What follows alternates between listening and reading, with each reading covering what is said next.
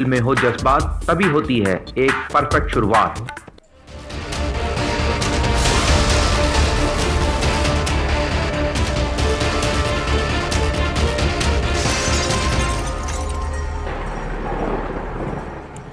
नमस्कार, DD news पर आप दो टूक देख रहे हैं। मैं हूं अशोक श्रीवास्तव। साल 2017 याद है आपको? साल 2017 में जब उस वक्त राष्ट्रपति उपराष्ट्रपति डॉक्टर हामिद अंसारी अपने पद से रिटायर हो रहे थे, अपने रिटायरमेंट से ठीक पहले उन्होंने एक बयान दिया। उन्होंने कहा कि भारत में मुसलमान डरा हुआ है और खुद को असुरक्षित महसूस कर रहा है। डरा हुआ है मुसलमान और खुद को असुरक्षित महसूस कर रहा है। यह उन्होंने तब कहा 5 साल तक, माफ कीजिएगा 5 साल बल्कि 10 साल तक जो देश के उपराष्ट्रपति पद पर रहे, उन्होंने रिटायर होने से ठीक पहले यह बयान दिया था। और उसके बाद असदुद्दीन ओवैसी जैसे नेता आए और उन्होंने कहा कि बिल्कुल ठीक है, भारत में डर का माहौल है, मुसलमान खुद को असुरक्षित महसूस कर रहा है। और इस तरह के बयानों की एक झड़ी लग गई। और इस बयान के बाद, और वैसे सिर्फ यह बयान नहीं बल्कि इस बयान से पहले भी आप जाएंगे तो 2015-16 उससे पहले भी आप देखेंगे तो लगातार पूरी दुनिया में एक नैरेटिव चलाने की कोशिश की गई कि भारत जो है अल्पसंख्यकों के लिए सुरक्षित देश नहीं है। भारत में अल्पसंख्यकों पर लगातार हमले हो रहे हैं। याद है आपको, दिल्ली में विधानसभा चुनाव थे, उससे ठीक पहले दिल्ली में कनॉट प्लेस के अंदर चर्च पर हमले की एक स्टोरी आती है। यह अलग बात है कि बाद में पता चलता है कि, और जब यह स्टोरी आती है तो यह कहा जाता है कि देखिए चर्चों पर हमले हो रहे हैं और इसमें जो दरअसल फेनेटिक हिंदू संगठन है वो लोग करवा रहे हैं। लेकिन बाद में जब स्टोरी अनफोल्ड हुई तब यह जानकारी सामने आई कि दरअसल जो हमले करने वाले थे वो चोरी के इरादे से आए थे और उसमें कोई धार्मिक एंगल नहीं था। चर्च के शीशे तोड़ने वाले, चर्च में घुसने वाले, वो भी सब ईसाई ही थे। लेकिन इस तरह का एक नैरेटिव लंबे समय तक भारत के खिलाफ दुनिया भर में खड़ा किया गया कि भारत मुसलमानों के लिए असुरक्षित देश है, अल्पसंख्यकों के लिए असुरक्षित देश है। लेकिन अब centre for policy analysis CPA, इस संगठन की एक शोध रिपोर्ट सामने आई है और बहुत शोध करके और बड़े तथ्यों के साथ बड़ा रिसर्च करके रिपोर्ट तैयार की गई है। और यह रिपोर्ट, सीपीए की रिपोर्ट कहती है कि भारत, जी हां ध्यान से सुनिएगा, गौर से सुनिएगा, भारत दुनिया में अल्पसंख्यकों के लिए सबसे ज्यादा सुरक्षित देश है। ध्यान से सुनिएगा, एक बार फिर बोल रहा हूं, 110 देशों की रिपोर्ट तैयार की गई और इन 110 देशों में यह रिपोर्ट सामने आई। इन 110 देशों में भारत अल्पसंख्यकों के लिए सबसे महफूज, सबसे सुरक्षित देश है। और अमेरिका जैसा देश इस रिपोर्ट के अनुसार 5वें नंबर पर है, भारत पहले नंबर पर है। तो जब ये रिपोर्ट सामने आई तो अचानक से जो अब तक नैरेटिव, अब तक जो एजेंडा चल रहे थे, उन पर सवाल उठना लाजमी है। सवाल उठ रहे हैं कि क्या ये जो झूठा एजेंडा था, जो प्रोपेगेंडा था, क्या ये बेनकाब हुआ है? या कुछ लोग ये भी कह सकते हैं कि अब जो रिपोर्ट आई है दरअसल वो भी एक एजेंडा है। कुछ लोग ये भी कह सकते हैं। लेकिन आज डिबेट तो इसी विषय पर होगी क्योंकि ये इंपॉर्टेंट विषय है। क्योंकि मैं सिर्फ कह रहा हूं भारत नहीं, भारत के बाहर लगातार भारत के खिलाफ एक प्रोपेगेंडा चलता रहा। तो क्या इस प्रोपेगेंडा को इस रिपोर्ट ने, सीपीए की रिपोर्ट ने बेनकाब किया है? दो टूक में आज इसी पर चर्चा करूंगा। इससे पहले कि आगे बढ़े, आइए ये रिपोर्ट देखिए और जो सीपीए की रिपोर्ट है उसको जरा समझ लीजिए।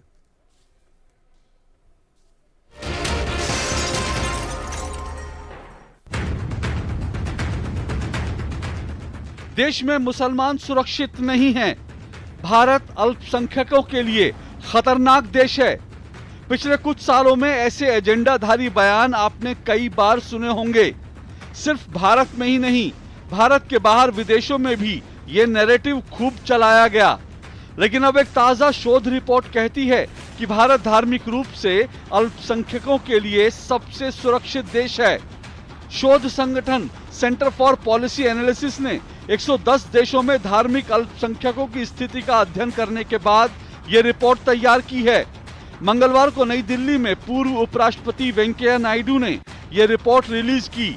इस मौके पर वेंकैया नायडू ने कहा कि भारत हमेशा से ही वसुधैव कुटुंबकम में यकीन रखता है। अभी तक हम लोग देख रहे केवल कुछ so called developed countries, mostly western countries, वो लोग दुनिया को पाठ पढ़ाते, अपने अंदर क्या हो रहा है वो देखते नहीं, देखे तो भी जानबूझकर उसको छोड़ दिए। And they give sermons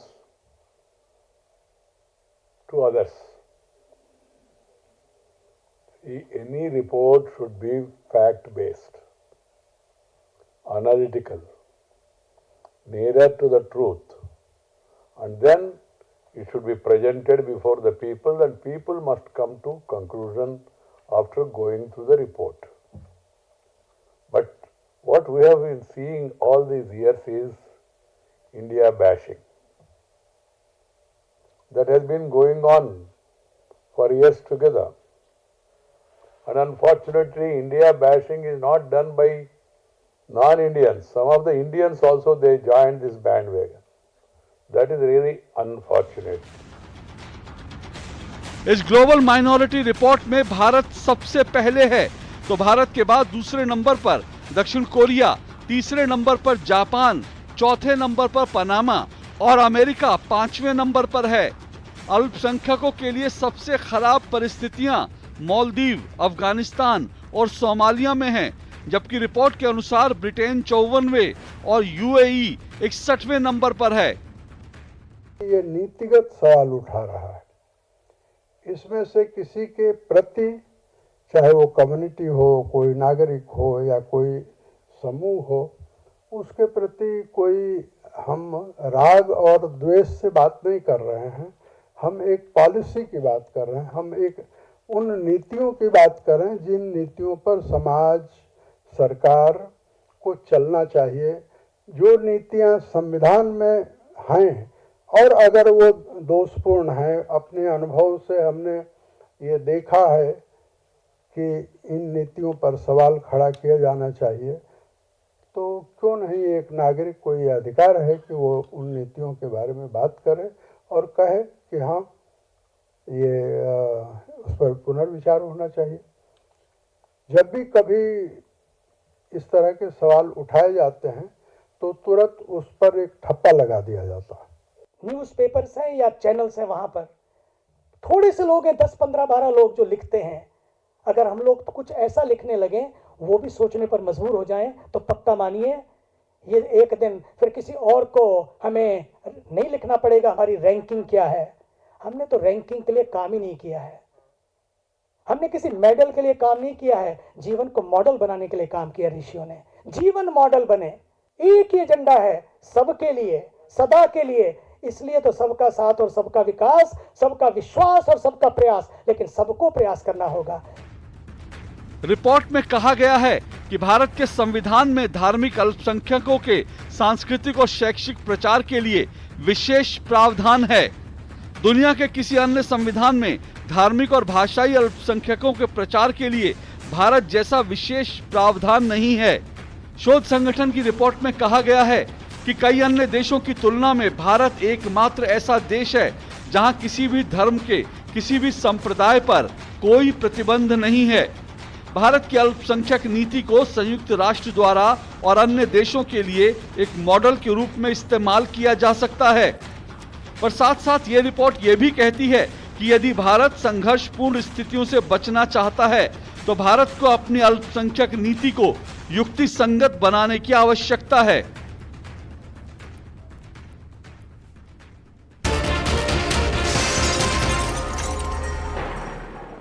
तो ये मेरी रिपोर्ट थी और इसी को लेकर दो टूक में आज की चर्चा को आगे बढ़ाएंगे। दो टूक में मेरा आज का सवाल आपके सामने है जिस पर हम इस चर्चा को आगे बढ़ाएंगे।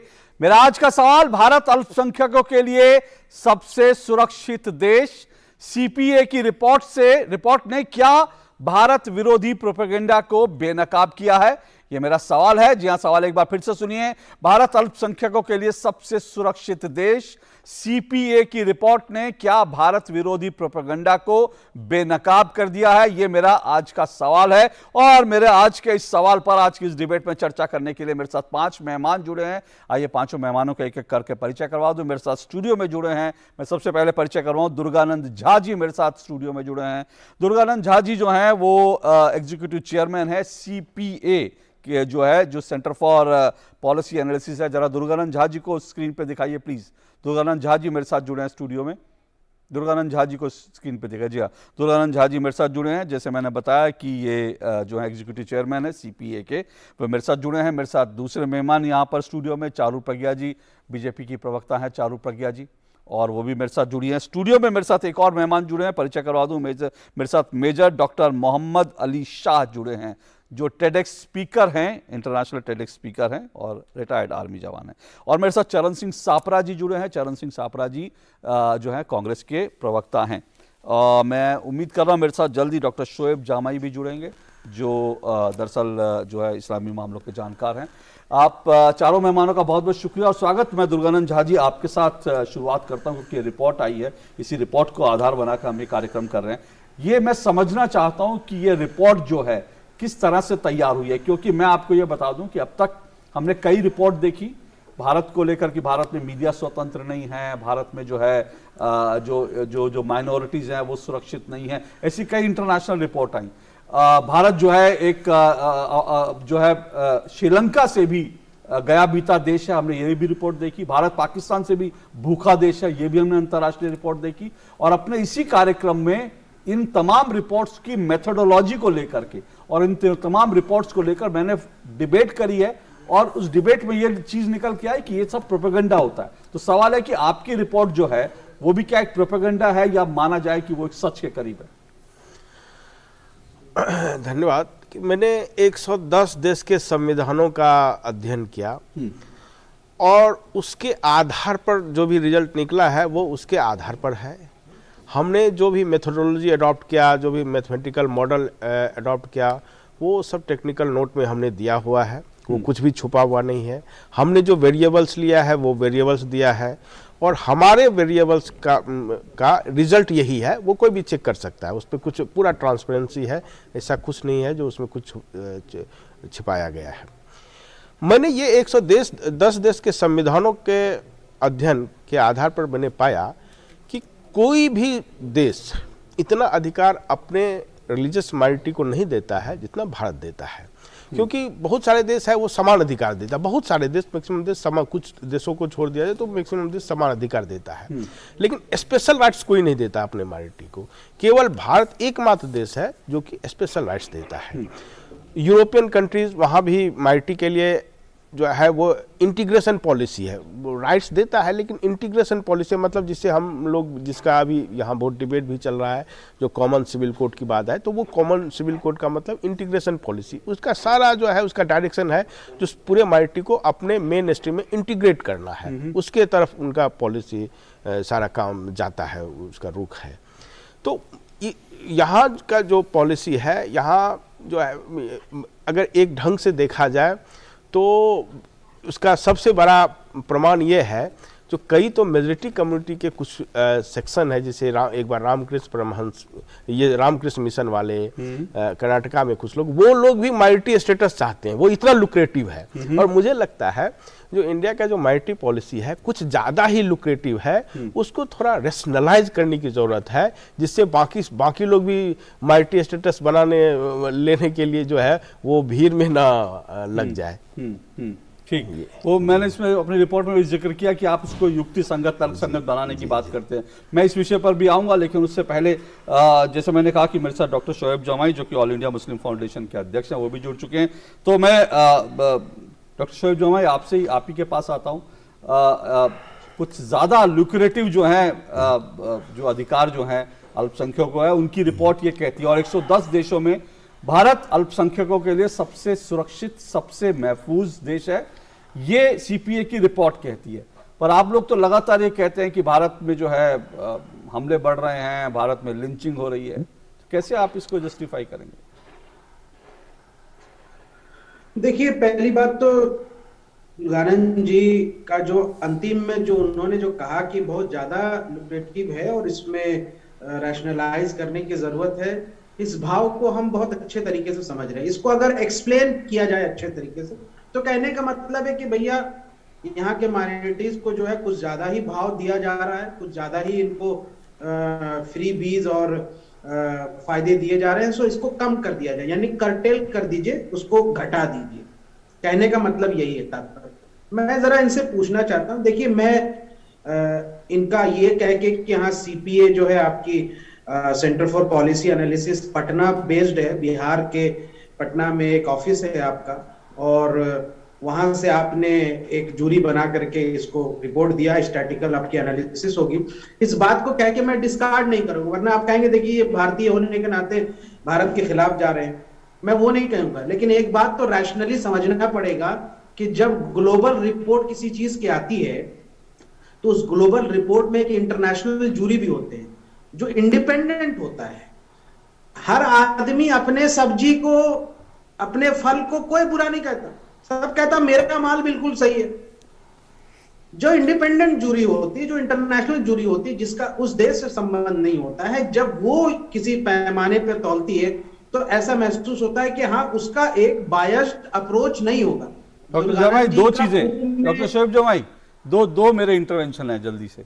एक तो आपने जैसे कहा कि पटना बेस एक छोटा सा ऑफिस, उससे मुझे ऐसा लगा, उससे भाव ये जा रहा है कि अगर पटना जो है जैसे भारत का हिस्सा नहीं है, या फिर पटना जो है वो बड़ी गई बीती जगह है, जब तक वॉशिंगटन या न्यूयॉर्क से कोई रिपोर्ट नहीं आएगी तब तक हम उसको नहीं रहे। दूसरी बात आप खुद ही कह रहे हैं कि इंटरनेशनल, मतलब जब तक वो जो गोली चमड़ी वाले, जो बड़े सूट बूट वाले लोग होते हैं गोली चमड़ी, जब तक वो हमको सर्टिफिकेट नहीं देंगे तब तक हम किसी रिपोर्ट को मानेंगे नहीं कि भाई ये तो बायस हो सकती है, क्योंकि ये तो अपनी सब्जी है। हिंदुस्तान के लोग अपने बारे में कुछ कहे तो आपको लगता है कि शायद वो बायस हो सकता है, तो इसलिए किसी विदेशी का ठप्पा लगना जरूरी है। बिल्कुल गलत समझा आपने, बिल्कुल गलत संदर्भ समझा। इंटरनेशनल का मतलब ये नहीं है कि गोड़ी चमड़ी हमको सर्टिफिकेट दे, वो नहीं। मैं यूनाइटेड स्टेट्स सीआईएफ की जो इंटररिलीजियस फ्रीडम की, उसकी बात तो मैं नहीं कर रहा हूं कि भाई वो जो कह रहे हैं वो नहीं, मैं करूंगा, मैं तो करूंगा उसकी बात सर, आप नहीं करेंगे, मैं उठाऊंगा वो मुद्दा।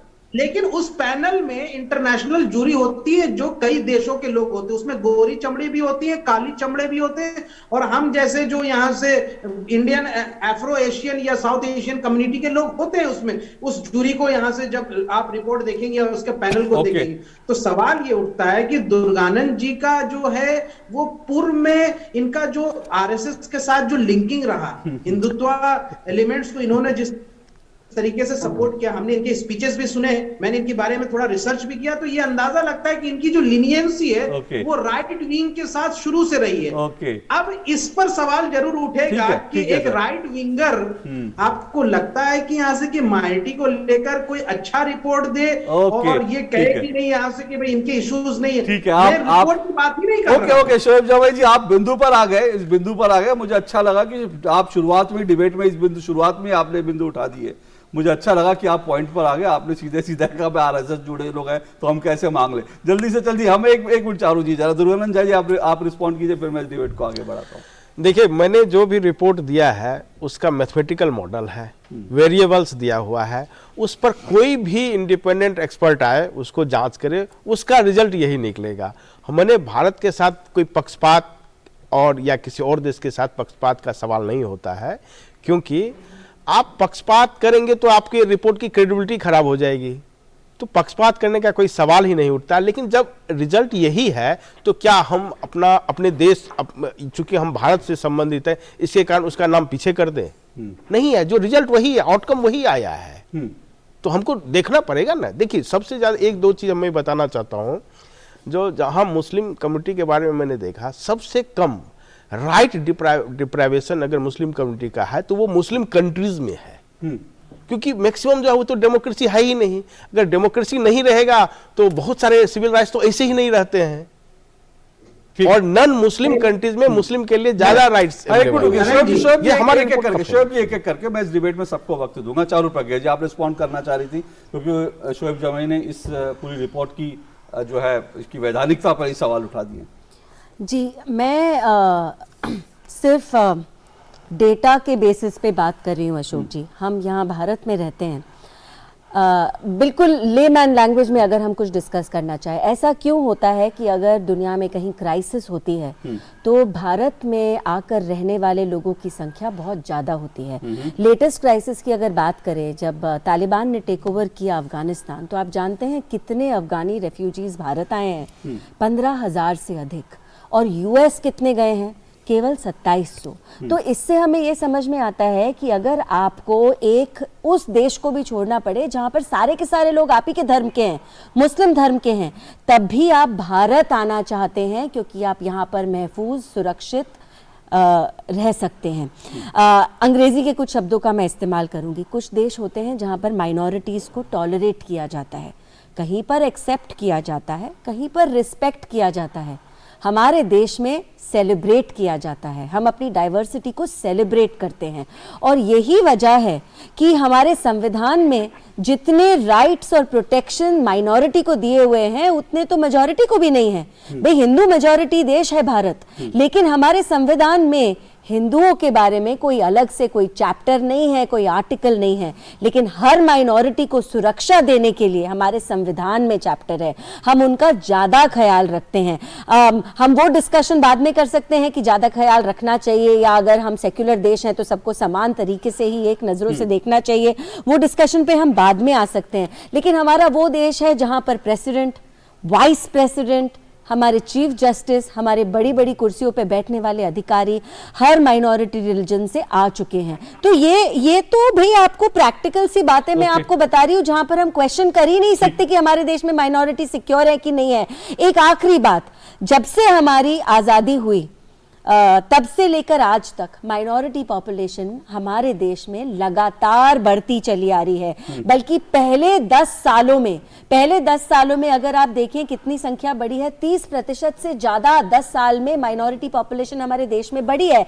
आने वाले समय में कहते हैं 2030 में इंडोनेशिया से ज्यादा मुसलमान हमारे देश में होंगे। 2050 तक दुनिया की सबसे बड़ी माइनॉरिटी मुस्लिम पॉपुलेशन हमारे देश के अंदर होगी। ना ही केवल हिंदू पॉपुलेशन, मुस्लिम पॉपुलेशन भी मैक्सिमम इंडिया पे होगी। तो ये बढ़ती संख्या भारत की और हमारे पड़ोसी देशों में माइनॉरिटीज की घटती संख्या, कहीं पर 15% होते थे, आज 1.5% रह गए हैं। तो ये सारी बातें आपको बताती हैं कि हमको सर्वे से ज्यादा प्रैक्टिकल चीजों पे नजर रखना चाहिए। जो एक प्रोपेगेंडा चलता है इंटरनेशनल, उससे हमें आगे बढ़कर चीजों को समझना चाहिए। प्रोपेगेंडा चलाने वाले क्यों चला रहे हैं प्रोपेगेंडा, उनका क्या फायदा हो रहा है, फिर भी क्यों शिकायत करने के बावजूद भी वो सब लोग यहीं इसी देश में रहना चाहते हैं क्योंकि यहाँ माइनॉरिटी सुरक्षित है। ओके, चरण सिंह सापरा जी, शिकायत लोग करते हैं, ठीक है, शिकायत करनी भी चाहिए। जहां आप रह रहे हैं, आप घर में भी बच्चे रहते हैं तो माँ बाप से शिकायत करते हैं, लेकिन इसके बावजूद एक डेटा ये भी कहता है ना, भारत से छोड़कर कोई नहीं जाता, भारत छोड़ करके नहीं चले जाते लोग,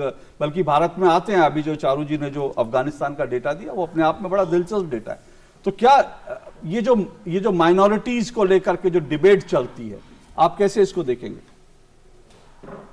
देखिए, सर्वप्रथम तो ये मैं बताना चाहूंगा, जो सीपीए ने जो भी डिटेलिंग की है, अभी हमें इसका पूरा ज्ञान नहीं है। जिस तरह से शोएब जोमई बात कर रहे थे कि 110 देशों की रिपोर्ट है जिसका अध्ययन दुर्गानंद झा जी ने किया। अब पहले तो ये देखना चाहिए कि ये अध्ययन दुर्गानंद झा जी ने अकेले ने किया है या कोई जूरी मेंबर था, या फिर 110 देशों की अगर आप अध्ययन कर रहे हैं तो करीबन 10 देश के तो लोग उसमें होने चाहिए थे उसको रैशनल एक स्वरूप देने के लिए। तो कहीं ना कहीं मैं ये समझता हूं कि इसको और पुख्ता करने के लिए इसके ऊपर व्यापक इसकी डिटेलिंग भी देखनी पड़ेगी और इसको पूरी तरह से हम खारिज भी नहीं करना चाहेंगे क्योंकि कई सारे ऐसी चीजें हैं कि बहुत से देशों में ये बात सच है कि हमारे जो बगल के देश है वहां पर माइनॉरिटी जो है उनकी हालत बहुत ज्यादा खस्ता है। लेकिन सवाल ये है कि अगर यहाँ पर माइनॉरिटी को ज्यादा प्रावधान दिए गए हैं तो मैं धन्यवाद करना चाहूंगा डॉक्टर बाबा साहब अम्बेडकर जिन्होंने इस संविधान को रचा। संविधान के रचयिता और उनकी जो टीम थी या तब से लेकर के अभी तक के जितने प्रधानमंत्री हुए या जितने भी केंद्र सरकार के मंत्री हुए जिन्होंने इस संविधान की रक्षा की, सुरक्षा की और संविधान में जो लिखा हुआ है कि माइनॉरिटी को हमें ये चीजें देनी है उसके मापदंड के हिसाब से चले। इसलिए सर्वप्रथम डॉक्टर बाबा साहब अम्बेडकर और उनकी टीम का और आज तक जितनी भी सरकारें आई उसमें कांग्रेस की भी आई, दूसरी सरकारें भी आई, मैं उन सबका आभार व्यक्त करना चाहता हूं कि माइनॉरिटी को जो संविधान में जगह दी गई उस जगह को मेंटेन किया है। ये सीपीए की रिपोर्ट अभी मेंशन करती है। दूसरी बात, दुर्गानंद झा जी ने कहा कि इसको रैशनलाइज करना चाहिए। अब यहीं पर प्रश्न चिन्ह उठेंगे कि रैशनलाइज क्यों करना चाहिए, रैशनलाइज करने के मापदंड क्या होंगे, वो तमाम सारी चीजें, और इसी पे कंट्रोवर्सी होगी। देखिए, हमारे देश में आप अगर आंकड़ों से जाएंगे तो आप ये रिपोर्ट दे सकते हैं कि भाई ये सीपीए ने कहा है कि पूरे विश्व के अंदर सबसे ज्यादा माइनॉरिटी को प्रावधान है वो भारत देश में ही मिल रहे। लेकिन जब यहाँ पर सत्ताधारी पार्टी के नेता, वो चाहे केंद्रीय मंत्री हो, चाहे वो राज्य के मंत्री हो या कोई मुख्यमंत्री हो, मैं नाम भी ले सकता हूं कि गिरिराज सिंह या फिर अनुराग ठाकुर जी, जिस तरह से ये माइनॉरिटी के खिलाफ वक्तव्य करते हैं, या फिर योगी आदित्यनाथ 80-20 की बात करते हैं, या फिर प्रधानमंत्री खुद बात करते हैं श्मशान, कब्रिस्तान, दिवाली, रमजान, टोपी की बात करते हैं, कपड़ों के पहनावे की बात करते हैं, तो ये सारे जो दृश्य आते हैं, जो चीजें सुनने में आती है। अभी भी गुजरात का चुनाव चल रहा है, परसों अमित शाह जी ने जो वक्तव्य किया, यानी 20 साल के बाद भी वो गोधरा कांड का जिक्र हो रहा है, उपलब्धियों का जिक्र नहीं हो रहा, 27 साल से बीजेपी की उपलब्धि का जिक्र नहीं हो रहा है, लेकिन वो 20 साल पुराना गोधरा कांड का जिक्र हो रहा है और ये कहा जा रहा है कि देखो हमने किस तरह से सबक सिखाया। यानी ये जो डर का माहौल आप पैदा कर रहे हैं माइनॉरिटी के प्रति। एक मिनट अशोक जी, 10 सेकंड लूंगी मैं, बस 10 सेकंड प्लीज। जो है इसके ऊपर आपकी रिपोर्ट का तो ठीक है, उसको और डिटेलिंग में ठीक है आपकी आपत्ति। देखिए, मैं एक बहुत स्पष्ट सवाल आपसे पूछना चाहती हूँ चरण सिंह जी, बहुत आदर के साथ। क्या आप इस देश में माइनॉरिटी नहीं है? क्यों पॉलिटिकल पार्टीज ने माइनॉरिटी को केवल मुसलमानों का नाम देके रख दिया है? क्या सिख माइनॉरिटी नहीं है? जैन माइनॉरिटी नहीं है? जूस माइनॉरिटी नहीं है? क्या आप सुरक्षित नहीं है? क्या आपको किसी तरह की कोई आपत्ति है? तो जब कोई ऐसी रिपोर्ट आती है जो हमारे देश की डाइवर्सिटी को सेलिब्रेट करती है, आप उसको हिंदू मुस्लिम का मसला बनाकर हमेशा राजनीतिक क्यों करना चाहते हैं? क्यों नहीं हम धन्यवाद कर सकते भारत सरकार का और कह सकते कि हमारा देश सुरक्षित है सारे अल्पसंख्यकों के लिए, फुल स्टॉप। उसके बाद इसको पॉलिटिकल क्यों बनाना है? बोलिए आप पॉलिटिकल, आप इस डिबेट को पॉलिटिकल, आप भी तो माइनॉरिटी है ना सापरा जी। मैं आपके बीच में नहीं बोला था, प्लीज। बोलिए साहब। सेलिब्रेट करना चाहते हैं, आपके साथ सेलिब्रेट करना चाहते हैं, लेकिन तब क्या होता है जब बीजेपी के आला नेता रामजादे हरामजादे की बात करते हैं, तब भारतीय जनता पार्टी के आला नेता चुप्पी साथ जाते हैं, उनके मुंह में दही जम जाती है। तो ये भी तो उसी पे तो मैं प्रश्न उठा रहा हूं। आप कहते हैं कि प्रावधान है, किताबों में है, सब जगह है, कई लोगों को मिल भी रहे हैं, मैं भी माइनॉरिटी से हूं, मैं भी सुरक्षित फील करता हूं, लेकिन जब इस तरह के वक्तव्य आते हैं जो मैंने अभी आपको गिनाए, तो निश्चित रूप से कहीं ना कहीं माइनॉरिटी चारों जी रिस्पॉन्ड कीजिए, फिर मैं मेजर डॉक्टर मोहम्मद जी अली शाह जी के पास जी। मैं फिर से दोहराऊंगी अशोक जी, पहली बात तो जब माइनॉरिटी के मुद्दे आते हैं उनको राजनीतिक पार्टियों को हिंदू मुस्लिम का मुद्दा नहीं बना देना चाहिए, ये बहुत बहुत आवश्यक है। दूसरी बात, हिंदू मुस्लिम का मुद्दा केवल वही लोग बनाते हैं जिनका इससे राजनीतिक फायदा होता है। थोड़े समय पहले उत्तर प्रदेश में चुनाव हुए थे, आपने देखा कैसे सच झूठ बोल के किसी की दाढ़ी काटने को भी हिंदू मुस्लिम का मसला बना दिया गया।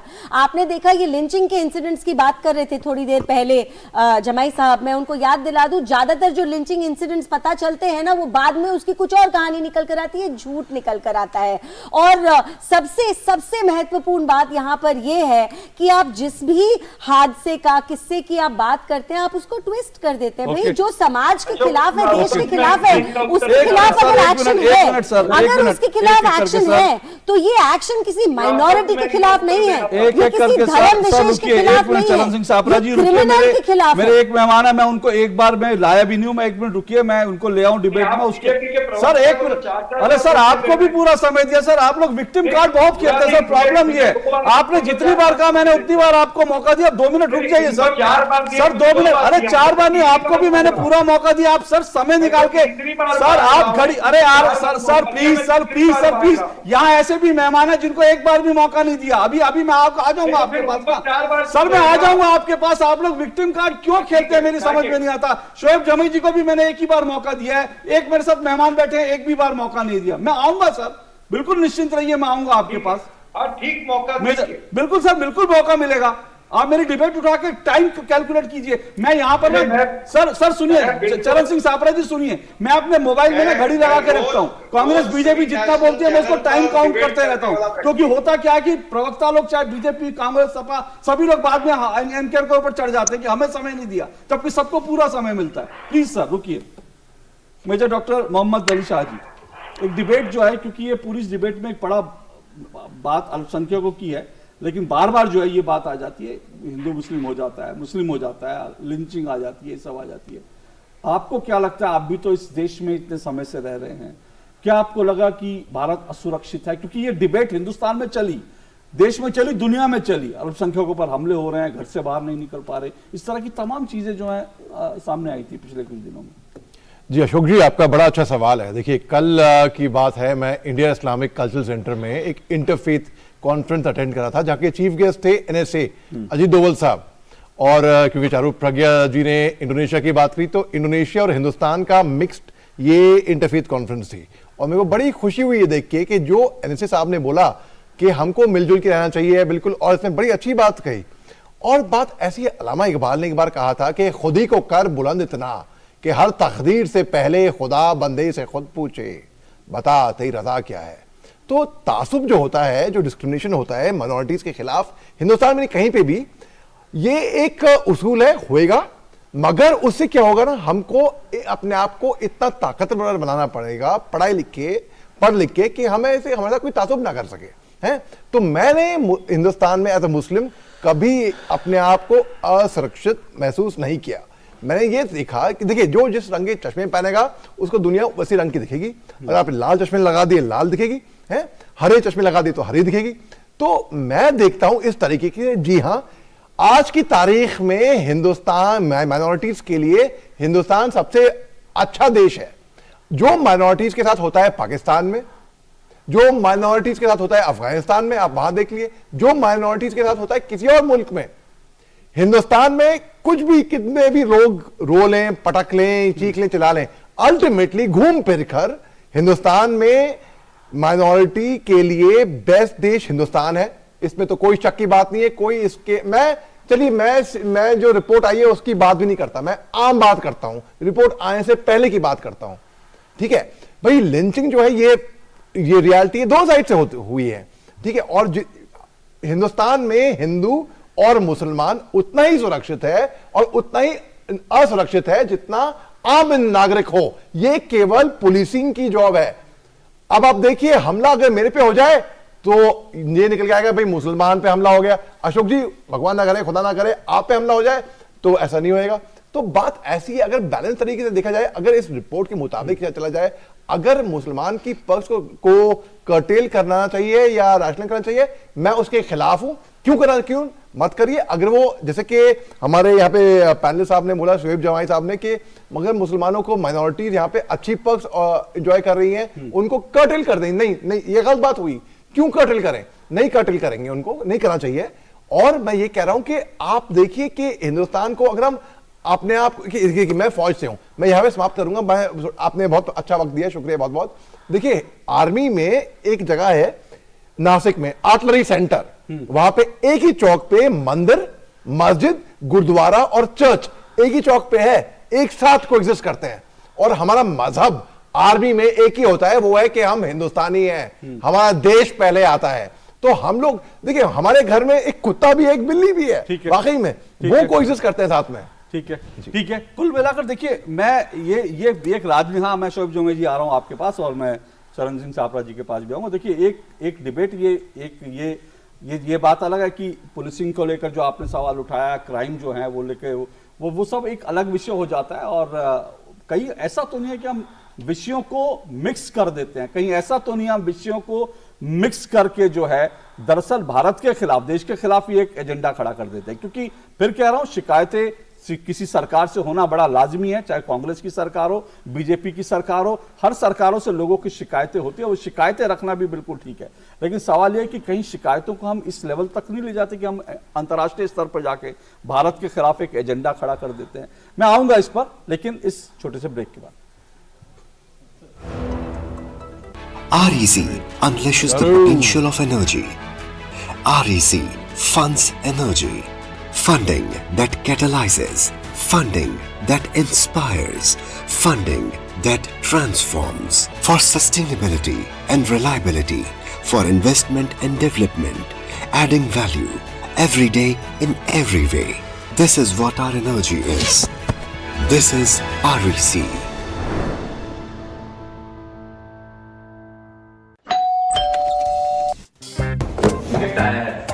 अरे वाह, लेजेंड की बैट।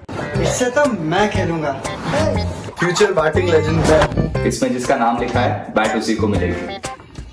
अरे यार, देखा, अगर इस पे मेरा नाम नहीं लिखा होता तो कितनी दिक्कत हो जाती। इसलिए आरबीआई कहता है बैंक अकाउंट हो या बैंक लॉकर, उसमें नॉमिनी का नाम जरूर दर्ज करें ताकि आपकी जमा पूंजी उसी को मिले जिसे आपने नामित किया है। आरबीआई कहता है जानकार बनिए, सतर्क रहिए। तो दो टूक आप देख रहे हैं। दो टूक में हम आज चर्चा कर रहे हैं कि किस तरह से एक एजेंडा जो भारत के खिलाफ जो है पिछले कई सालों से खड़ा किया जा रहा है कि भारत में अल्पसंख्यक असुरक्षित है, डर का माहौल है, मुसलमानों में डर का माहौल है, लिंचिंग होती है, तमाम चीजें जो हैं इसको लेकर के एक अंतर्राष्ट्रीय स्तर पर भारत के खिलाफ एक जो तस्वीर बनाने की कोशिश की जाती है, क्या वो एक प्रोपेगेंडा है, एक झूठा एजेंडा है? इस सवाल इसलिए उठा रहे हैं क्योंकि सीपीए की एक रिपोर्ट आई है, जो रिपोर्ट ये कहती है कि दुनिया में अल्पसंख्यकों के लिए सबसे सुरक्षित देश भारत है। इसी पर चर्चा कर रहे हैं। 5 मेहमान मेरे साथ जुड़े हुए हैं। मेरे साथ दुर्गानंद झा जी जुड़े हुए हैं जिन्होंने इस रिपोर्ट को तैयार किया है। मेरे साथ शोएब जमई जी, डॉक्टर शोएब जमई जुड़े हुए हैं, इस्लामी मामलों के जानकार हैं। चरण सिंह सापरा जी जुड़े हुए हैं, कांग्रेस के प्रवक्ता हैं। मेरे साथ चारू प्रज्ञा बीजेपी की तरफ से, और मेजर डॉक्टर मोहम्मद अली शाह जी जुड़े हुए हैं। मैं आप ही के पास आ रहा हूं डॉक्टर शोएब जमई। सबसे पहले मैं आपसे, क्योंकि आपने कहा आप अमेरिकी या बाकी रिपोर्ट की नहीं, लेकिन मेरे पास वो रिपोर्ट है, मैं देख रहा था, ये रिपोर्ट आती हैं जो भारत को कह देती हैं कि भाई जो भारत जो है, भारत मुसलमानों के लिए या अल्पसंख्यकों के लिए सुरक्षित देश नहीं। इस तरह की 2-3 रिपोर्ट मैं देख रहा हूं मेरे पास है। लेकिन इन सब रिपोर्ट के बावजूद जो है, जो आंकड़े जो अभी चारू प्रज्ञा जी ने दिए वो भी सच है। दूसरी तरफ ये रिपोर्ट जो कहती है कि भारत में अल्पसंख्यकों के लिए उस तरह के प्रावधान है जो दुनिया में किसी देश के संविधान में नहीं है। तो इस तमाम तस्वीर जो है ये एक अलग तस्वीर बनाती है जो कहती है कि भारत में अल्पसंख्यक सुरक्षित हैं। शिकायतें हो सकती हैं, लेकिन ये एजेंडा बार बार खड़ा करना कि भारत में डर का माहौल है, मुसलमान सुरक्षित नहीं है, क्या ये एक पॉलिटिकल एजेंडा नहीं है? देखिए, चूंकि दूरदर्शन के जरिए से करोड़ों दर्शक गांव-गांव में और जगह-जगह पे लोग देख रहे हैं, तो 2 महत्वपूर्ण बातें मैं आपके चैनल के माध्यम से कहना चाहूंगा। देश का चैनल, हमारा भी चैनल है ये। सबसे पहली बात कि ये जो नैरेटिव बिल्ड की जाती है कि किसी मुद्दे पर अगर सवाल उठाया जा रहा है या किसी मुद्दे पर एक आवाज उठाई जा रही है, तो भाई ये देश के खिलाफ हो गए, और ये जो है यहां से देश के खिलाफ बोल रहे हैं, ये भारत के खिलाफ बोल रहे हैं। भाई, भारतीय होने के नाते जितना आपको गर्व है उतना हमें भी गर्व है। ना इस पर कोई भारत के खिलाफ बोल रहा है अगर हम इस रिपोर्ट पे सवाल उठाते हैं, और ना ही संविधान के खिलाफ बोल रहे हैं। आप जरूर संविधान की तारीफ कर रहे हैं, मैं भी कर रहा हूं कि भारत का संविधान यहाँ के अल्पसंख्यकों को जितना हक देता है दुनिया का कोई संविधान नहीं देता। लेकिन संविधान, भारत और सरकार, ये 3 अलग अलग एंटिटी है। हम भारत और संविधान को अपने हाईएस्ट स्टेटस पर रख दीजिए। मैं सरकार यानी प्रेजेंट रिजीम को क्रिटिसाइज कर रहा हूं कि आपने इस संविधान को ताक पे रख के यहां के अल्पसंख्यकों के राइट्स को क्रश करने का काम किया।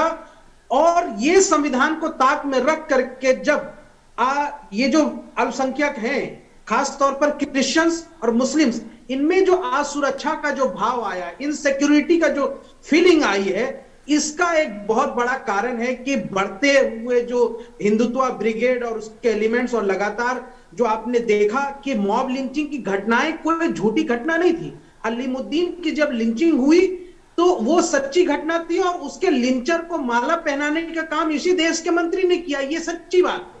उसी तरह पहलू और अखलाक की जो लिंचिंग हुई, ये सच्ची बात है, ये पुलिस की एफआईआर की रिपोर्ट में सब कुछ। शोएब जमाई, नंबर 1, शोएब जमाई, इसी देश में ऐसी भी नहीं, जो आप लिंचिंग की घटनाएं कह रहे हैं वो ठीक है, जो सच है, लेकिन दूसरी तरफ भी लिंचिंग की ऐसी घटनाएं, वही तो बात है। पुलिस ये अपराध के मामलों को, हम भारत को, हम जो क्राइम, अगर लिंचिंग जो है मुसलमानों के खिलाफ हो रही है तो हिंदुओं के खिलाफ भी हो रही है, सिखों के खिलाफ भी हो रही है। इसको ये एक जामा पहना देना कि भारत में मुस्लिम असुरक्षित है, मैं यही तो कह रहा हूं, यही तो एक पॉलिटिकल लाइन है, यही तो एक पॉलिटिकल डिजाइन है। मैं उसी पर सवाल उठा रहा हूं। यही डिफरेंस है। आप पढ़े लिखे हैं, सब पढ़े लिखे हैं, कि जब किसी को, जहां क्राइम होता है वहां पे कोई पार्टी समर्थन करके नहीं आ जाती। लिंचिंग इसको कह रहे हैं कि जब एक आपके वेशभूषा यानी आपके फेथ के बुनियाद पर आप पे पहले मारा गया और उसके बाद सत्ता में जो लोग हैं वो उसको संरक्षण दे रहे हैं, यानी उसको माला भी पहनाया जा रहा है, उसको नौकरी भी दी जा रही है, उसको जो है तिरंगे झंडे में लपेट करके ये किया जा रहा है। ये हुआ इस देश में। नंबर 1, इसलिए हमने आवाज उठाई। वो भारत के खिलाफ नहीं था, वो संविधान के खिलाफ नहीं था। नंबर 1। नंबर 2, क्योंकि यहां दुर्गानंद जी मौजूद हैं और मैं खुद इनसे मिलना भी चाह रहा था। दुर्गानंद जी, मेरा नाम शोएब जमई है और मैं शाहीन बाग राष्ट्रीय आंदोलन समिति का नेशनल कन्वीनर हूं। और आप जानते हैं हमने 103 दिनों तक सड़क पे रह करके आंदोलन किया और आपकी रिपोर्ट में एक जिक्र बहुत दुर्लभ तरीके से आपने किया, बड़ा आश्चर्यचकित किया कि the enactment of the CA and the following demonstration by the Muslim community to include the Muslims to in the list of the minorities और फला फला, जो आपने आगे बताया कि ये एक notable sign of the status of the Muslim है। सर, एज ए प्रोटेस्टर्स, मेरे जितने भी साथी शाहीन बाग आंदोलन में हमारे साथ रहे, उन सब की तरफ से मैं ये सवाल पूछ रहा हूं कि क्या मुसलमानों को अपनी किसी एक चीज के लिए, ये हमारे लिए किसी को ऐड करने के लिए या किसी बाहरी मुस्लिम के लिए ऐड करने के लिए नहीं, यहाँ पे प्रोटेस्ट हो रहा था कि आप बांग्लादेशी मुसलमान को ले आइए या पाकिस्तानी मुसलमान को ले आइए। ये जो आपने नैरेटिव बिल्ड किया ये गलत है, बल्कि हम इस बात को कह रहे थे कि आप एक देश का संविधान जो है, जो आपने अमेंडमेंट किया है, वो बायस्ड होकर के नहीं कर सकते। रिलीजियस बायसनेस के बुनियाद पर आर्टिकल 14 और 15 का उल्लंघन है। दुर्गानंद जी पहले, ओके दुर्गानंद जी आप रिस्पॉन्ड कर दीजिए, फिर मैं, आपने जो इसमें इंक्लूड किया है, ओके दुर्गानंद, हाँ मैं आ रहा हूँ, हमारे लिए बहुत आहत करने वाली। दुर्गानंद जी आप रिस्पॉन्ड कर दीजिए, फिर मैं चरण सिंह साहब, शाहरुख जी रुकिएगा एक मिनट, दुर्गानंद जी रिस्पॉन्ड कीजिए आप। दुर्गानंद जी देखिए, मैंने उसमें ये लिखा है जो भाई सीए का जो प्रोटेस्ट हो रहा है, आप चाहते हैं जो बाकी जो माइनॉरिटीज है उसमें मुस्लिम का भी नाम इंक्लूड कर दिया जाए, तो उसमें ये तो मैं इसीलिए कहा जो ये तो एक पॉजिटिव चीज़ है इंडिया के लिए, जो भाई आंदोलन कर रहे हैं, नहीं तो बाकी लोग तो ये कहेंगे जो भाई इंडिया से जो है मुस्लिम निकले, मतलब दूसरे देश में जाए, तो वो बात तो नहीं है, यहाँ लाने की बात है। तो ये तो देश के लिए बहुत पॉजिटिव बात है और इसको मतलब उनको करने बात पूरी करने दीजिए सर, शोएब जमई जी बात पूरी करने दीजिए। और ये शोएब जमई जी एक मिनट बात, इतनी बड़ी तादाद को सड़क पे उतर करके एक प्रोटेस्ट करना पड़ता, 103 दिनों तक शोएब जमई जी, नहीं शोएब जमई जी प्रोटेस्ट करना पड़ता है, वो सब ठीक है, प्रोटेस्ट करने से कौन रोकता है, लेकिन वो प्रोटेस्ट जो है वो किस रूप में बदला, मैं उस डिबेट में नहीं जाना चाहता। उस प्रोटेस्ट में क्या क्या हुआ मैं उस डिबेट में भी नहीं जाना चाहता, कि वहां बच्चों के जो वीडियो आए इसकी गर्दन काटना हो, मैं उस डिबेट में भी नहीं जाना चाहता, क्योंकि वो प्रोटेस्ट कुछ और भी हो गया था, इसलिए उसको छोड़ दीजिए। आपने जो सवाल उठाया उसको लेकर दुर्गानंद जी जवाब दिया। मैं चरण सिंह सापरा जी आपके पास आता हूं, फिर मैं चारू जी के पास आऊंगा। चरण सिंह सापरा जी, मैं फिर कह रहा हूं, होता क्या देखिए, एक मिनट रुकिए, माफ कीजिएगा, दुर्गानंद जी के इस क्रेडिबिलिटी पर बहुत गहरा सवाल उठता है। बस इसी एकदम आपने, मैं इसी सवाल पर आ रहा था, जो आपने क्रेडिबिलिटी की बात की ना, मैं इसी सवाल पर आ रहा था, मैं एग्जैक्टली चरण सिंह सापरा जी, मैं इसी सवाल पर, क्योंकि शुरुआत में दुर्गानंद जी की क्रेडिबिलिटी में सवाल उठाया, मैं वही पूछना चाहता हूं। कोई अगर पटना में बैठ करके कोई अगर रिसर्च करके रिपोर्ट बनाता है तो ये कह देना कि पटना में एक छोटा सा ऑफिस है, और उसके बाद अभी जो रिपोर्ट आई थी हिंदुस्तान को लेकर कि भारत जो है वो श्रीलंका, नेपाल, भूटान से पीछे देश है, उस रिपोर्ट का भूखा देश है। उस रिपोर्ट का जो आधार था वो 3000 लोगों के बीच में, 140 करोड़ लोगों के देश में 3000 लोगों पर सर्वे किया और उनसे सवाल पूछा कि क्या आपको महीने में कभी लगा कि आपको भरपेट भोजन नहीं मिला, और उसके आधार पर एक रिपोर्ट, तो 3000 लोगों के आधार पर 140 करोड़ लोगों का देश जो कि इतने दुनिया को अनाज दे रहा है, दुनिया को मुफ्त अनाज दे रहा है, उस पर सवाल उठा दीजिए तो उसकी क्रेडिबिलिटी पर सवाल है। चाहूंगी बीच में बोल रही हूं जब 80 करोड़ भारतीय सापरा जी की बारी, 80 करोड़, हाँ ठीक है, सापरा जी की बारी, फिर मैं आपको, तो सवाल ये उठता है, क्रेडिबिलिटी पर हम सवाल उठा देते हैं, लेकिन ऐसी रिपोर्ट आती है उसको हम एक्सेप्ट कर लेते हैं क्योंकि वो भारत के खिलाफ एक प्रोपेगेंडा होता है। हाँ श्रीवास्तव जी, मैं वही बात कहने जा रहा था कि भाई इन्होंने तो सब देशों के खाली संविधान ही पढ़े, इन्होंने कोई जाके वहां पर कोई वस्तु स्थिति, ग्राउंड लेवल स्थिति तो इन्होंने भी नहीं देखी है, पहली बात। दूसरी बात ये है कि ये रिपोर्ट एक अलग, मैंने जो पहले वक्तव्य करा कि किस तरह से एक जिम्मेवार जो सत्ताधारी पक्ष होता है उसकी जवाबदारी बहुत बड़ी होती है कि देश के अंदर माहौल अच्छा रहे, डर का माहौल न रहे, उसकी जवाबदारी होती है। मैंने तमाम सारे वक्तव्य कहे, मैंने वो अनुराग ठाकुर जी का वक्तव्य मुझे भूलता नहीं है कि देश के गद्दारों को गोली मारो सालों, या फिर सालों को किसने बोला था? एक मिनट नहीं लेकिन आपने मान के लिए गलत हो गया की बात कर रहे हैं ना। सापरा जी आपने, सापरा जी एक मिनट, आपने कहा देश के गद्दारों को, उसके बाद का क्या अनुराग ठाकुर ने कहा था? ये सवाल क्योंकि बार बार आप लोग उठाते हैं, क्या अनुराग ठाकुर ने कहा था? आप वीडियो दिखा सकते हैं? मैं कुछ कह सकती हूं? अच्छा, अगर आप ये कंटेस्ट करते हैं तो फिर ये भी कह दीजिए कि रामजादे हरामजादे बोला ही नहीं गया था। नहीं, मैं तो एक मिनट, एक मेरा प्रश्न है और शाह साहब से है। शाह साहब आप आर्मी में थे। सापरा जी, ओके एक मिनट, हाँ चलिए सापरा जी की बात पूरी हो जाए। आप हाँ बोलिए। मैं आपके बीच में नहीं बोला था। बोलिए चरण सिंह सापरा जी बोलिए। अच्छा, प्रवेश वर्मा ये भी तो मेंबर पार्लियामेंट है ना, सांसद है ना, ये क्या बोले कुछ दिन पहले कि मुसलमानों के ठेले से या उनकी दुकानों से कुछ लेना बंद कर दीजिए, उनको बॉयकॉट कर दीजिए। जब देश के जवाबदार चुने हुए सांसद, चुने हुए मंत्री, मुख्यमंत्री, राज्य के मंत्री एक ही पार्टी के, भारतीय जनता पार्टी के, अगर इस तरह से वक्तव्य करते हैं या किसी भी और नेता को, किसी को खिलजी कह देना, किसी को कुछ और कह देना, पर सापरा जी इस तरह के वक्तव्य, पर सापरा जी नहीं, पर सापरा जी इस तरह के बयान तो कांग्रेस के नेताओं के नहीं होते हैं। हिंदुत्व को आतंकवादी बताना। सापरा जी आप वरिष्ठ नेता हैं सर, अब मेरी बारी है ना, अब आपने बोल लिया ना। किस तरह से इस देश को सापरा जी, ओके आप वक्तव्य की बात कर रहे हैं। आपको ऊपर नहीं बोलना चाह रही, अब आप बोल चुके हैं। सापरा जी एक मिनट रुकिए। सापरा जी सुनिए, आप सापरा जी सुनिए, आपने एक मिनट, सापरा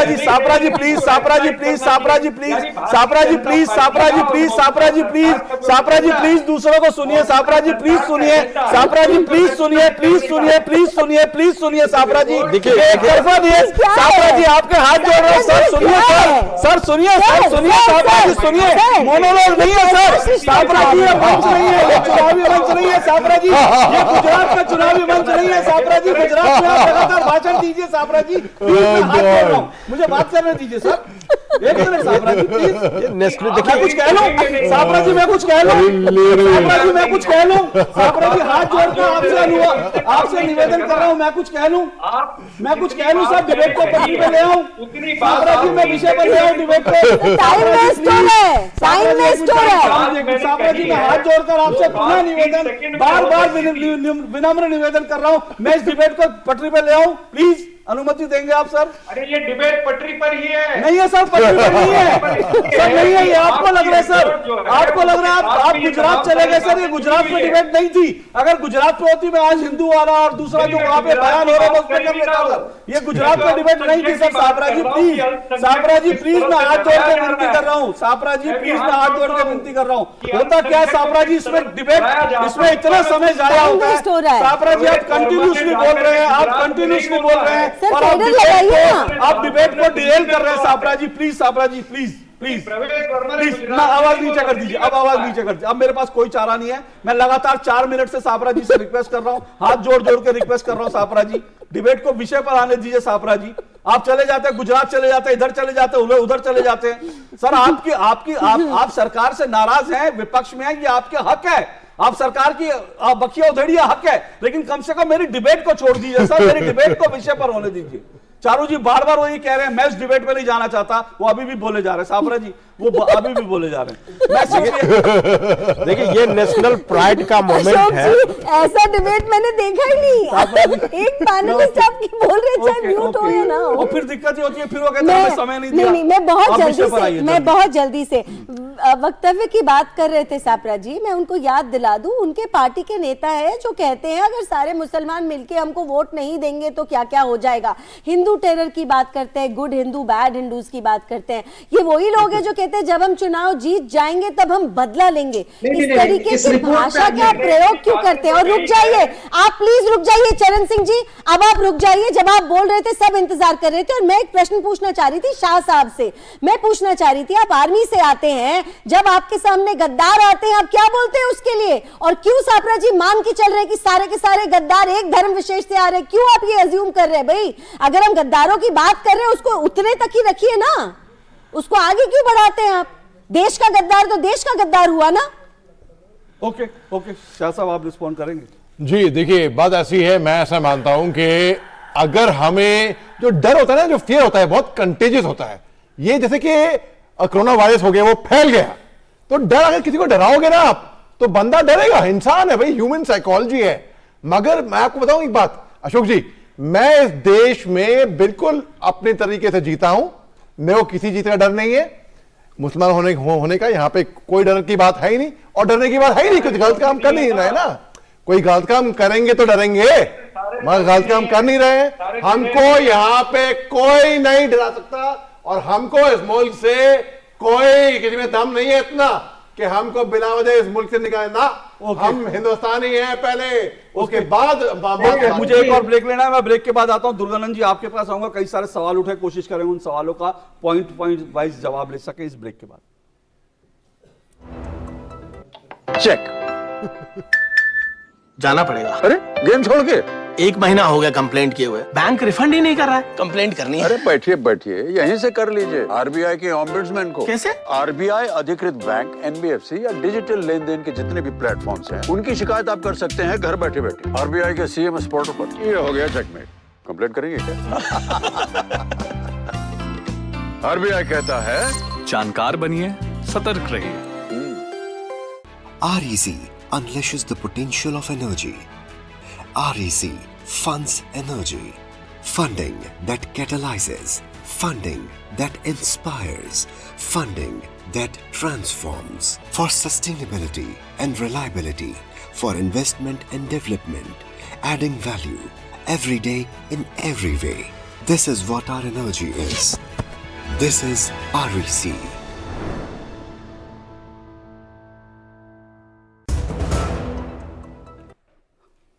दो टूक आप देख रहे हैं। दो टूक में हम बात कर रहे हैं कि भारत जो है दुनिया में अल्पसंख्यकों के लिए सबसे सुरक्षित देश है, ये सीपीए की रिपोर्ट कहती है। तो फिर सवाल है कि वो एजेंडा क्या जो लगातार भारत के खिलाफ खड़ा किया गया कि भारत अल्पसंख्यकों के लिए असुरक्षित देश है, इसी को लेकर हम बात कर रहे हैं। मैं दुर्गानंद झा जी आपको सीधा आरोग्य कई सवाल ये उठे आपकी रिपोर्ट को लेकर। एक मिनट सर, जिसकी रिपोर्ट है मैंने उनको बहुत कम टाइम दिया, जरा उनकी रिपोर्ट पर जो सवाल उठे उनको भी ये न्याय कहता है ना कि उनकी रिपोर्ट पर जो सवाल उठे तो उनको भी उन सवालों का जवाब देने का मौका दिया जाए। 1 मिनट दुर्गानंद झा जी, इस एक छोटा सा सवाल है ताकि एक साथ जवाब दे दें सारा। बोलिए जल्दी से, बोलिए जल्दी से। 10 सेकंड लगेंगे। हाँ, दुर्गानंद जी, मैं ये पूछ रहा था कि जो पैमाना था पूरे इसको रैंकिंग का, वो आपने कहा कि भाई कॉन्स्टिट्यूशन में ये हक दिए गए हैं, उस बुनियाद पर भारत नंबर 1 है। नो डाउट, हम भी मानते हैं भारत का संविधान में यह हक दिया गया जिसके बुनियाद पर हमारा देश जल्दी सवाल पे आए सर, समय कम है। लेकिन जो प्रेजेंट रिजीम के अंदर पिछले 8 सालों में जो माइनॉरिटी की जो दुर्गति हुई है, उस बुनियाद पर आप पैमाना बना के बताइए। ओके, चलिए दुर्गानंद जी रिस्पॉन्ड कर दीजिए क्योंकि बार-बार सवाल उठ रहे हैं। देखिए मैं जब रिपोर्ट को इंट्रोड्यूस कर रहा था तो सबसे पहले मैं एक कोटेशन से इसको इंट्रोड्यूस किया था। जब नील आर्मस्ट्रांग चंद्रमा पर गए थे तो उन्होंने कहा था जो ये मनुष्य का मतलब ये हमारा पहला छोटा सा कदम है, लेकिन मनुष्य जाति के लिए बहुत बड़ा कदम है। इसको आप इस एंगल से देखिए, जो पहला नॉन वेस्टर्न कंट्रीज है जहां से एक रिपोर्ट आया है जो कि सभी देशों का रैंकिंग कर रहा है, और उसके उसका मैथमेटिकल मॉडल है। उसके दिक्कत ये है कि हम कहते हैं कि भारत असहिष्णु हो गया है, लेकिन असल में हम कितने असहिष्णु हो गए हैं कि हम सामने वाले को बोल रहे हैं, हम उसको सुनना भी नहीं चाहते। ये दिखाता है कि हम कितने जो लोग दूसरों पर आरोप लगाते हैं असहिष्णु होने के, वो खुद कितने असहिष्णु हो गया कि सुनना ही नहीं चाहते। प्लीज सर सुना भी। हमने रिपोर्ट में वेरिएबल्स दिए हैं जो भाई ये हमारे वेरिएबल्स है, उसका यही आउटकम है। अगर वेरिएबल्स हो सकता है और अब हम बढ़ाएंगे तो हो सकता है रिपोर्ट में थोड़ा चेंज भी, आउटकम में थोड़ा चेंज आ सकता है। लेकिन इस बार बार आ रही है कि इसमें भाई इंटरनेशनल जूरी नहीं थी, क्या आपको लगता है? देखिए हमारे, देखिए इतना बड़ा काम जो है वो एक आदमी का एफर्ट नहीं होता है। हमारे लिंक थे कनाडा से दुर्गेश कासवेकर थे, जर्मनी से थे डॉक्टर, वो NRI ही थे, डॉक्टर शालिनी सिंह थी, और कई लोग हमारे इसमें सहयोग किए हैं। यहाँ डॉक्टर पिंकी झा, सुमित मित्तल, बहुत सारे लोग थे जो हमारे साथ मिल करके काम किया। इसलिए ये टेक्निकल रिपोर्ट है। हम इसको कांग्रेस और तबलीगी जमात के मामले में जो प्रताड़ना हुई है, सर अब आप केस बाय केस अगर उठाना चाहते हैं तो सर मैं भी, मेरे पास भी बहुत सारे केस हैं, क्योंकि आज भी तबलीग जमात नहीं सुनिए, अगर आप केस बाय केस उठाएंगे तो मैं फिर आ जाता हूँ शोएब जमाई जी। आखिर क्या वजह थी कि शाहीन बाग में बच्चों से ये कहलवाया गया कि वो इसकी गर्दन काट देंगे, उसकी गर्दन काट देंगे। अगर आप केस बाय केस जाएंगे तो मैं ये भी उठाऊंगा कि शाहीन बाग में क्यों ये नारा लगाया गया कि जिन्ना वाली आजादी। ये सब केस बाय केस जाएंगे तो बहुत सारे सवाल उठ जाएंगे। आप अगर सवाल उठाते हैं, सवाल हमारे पास भी, क्यों ऐसा हुआ कि एक मुस्लिम की दाढ़ी जो है वो किसी और धर्म के लोगों ने काटी, लेकिन बदनाम कर दिया जाता है कि वहां पे हिंदू संगठनों ने हमला किया।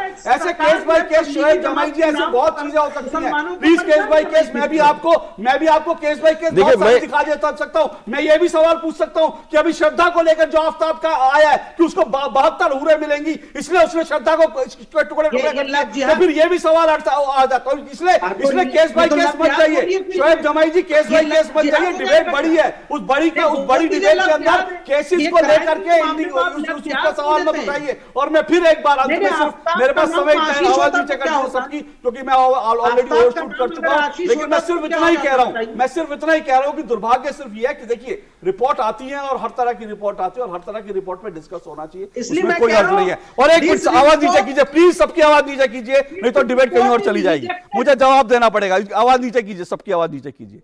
एक बात जो शोएब जमाई जी आपने कही थी, मैं उस पर रिस्पॉन्ड कर दूं, अपनी डिबेट को मैं अंत कर रहा हूं। आपने कहा सरकार में, संविधान में और देश में फर्क होता है, बिल्कुल होता है। और आपने जो कहा ना कि सरकार के खिलाफ बोलना, बिल्कुल उसकी इजाजत है और आपको आज इसीलिए बुलाया गया। आप घोषित रूप से सरकार के खिलाफ बोलने वाले व्यक्ति हैं, लेकिन आज आपको इसीलिए बुलाया गया। और मैं फिर बार बार अपने दर्शकों को याद दिलाता हूं, ये साल 2016 के बाद दूरदर्शन पर लगातार सरकार के खिलाफ बोलने वालों को मंच दिया जा रहा है। तो यह मत कहिए कि सरकार के विरोध में बोलना अलाउ नहीं है। आपको अलाउ था, इसीलिए आपको मंच दिया ताकि आप अपने सवाल उठाएं। और अंत में सिर्फ इतना ही कह रहा हूं कि 140 करोड़ लोगों के देश को 3000 लोगों में सर्वे करने के बाद हम उस रिपोर्ट को लेकर भारत को कह देते हैं कि भारत एक भूखा देश है। लेकिन जब भारत के लोग बैठ करके एक रिपोर्ट तैयार करते हैं और कहते हैं कि भारत दुनिया में सबसे सर्वश्रेष्ठ देश है अल्पसंख्यकों के राइट्स के मामले में, तब हम इस रिपोर्ट पर सवाल उठाएं तो फिर सवाल उठना लाजमी है कि हम क्यों इस तरफ देख रहे हैं, किस तरफ देख रहे हैं और हम क्यों, क्या भारत विरोधी एजेंडा खड़ा कर रहे हैं। ये सवाल मैं दर्शकों के लिए छोड़कर जा रहा हूं। बहुत बहुत शुक्रिया मेरे सभी मेहमानों का। दो टूक में आज बस इतना ही, आपसे फिर मुलाकात होगी। नमस्कार।